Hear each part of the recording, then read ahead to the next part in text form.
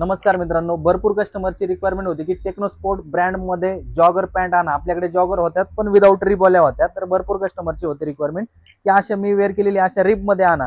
तर त्या रिब मध्ये अवेलेबल केलेले आहेत. एक पॅटर्न नाही केला, 4 पॅटर्न अवेलेबल केले आहेत. मी वेअर केलाय हा एक पॅटर्न. ह्याच्यामध्ये 5 कलर भेटतील. प्रत्येक पॅटर्न मध्ये 5 कलर आहेत. दुसरा एक पॅटर्न आहे हा, त्याला पण खाली रिब आहे, त्याच्यामध्ये पण 5 कलर भेटतील.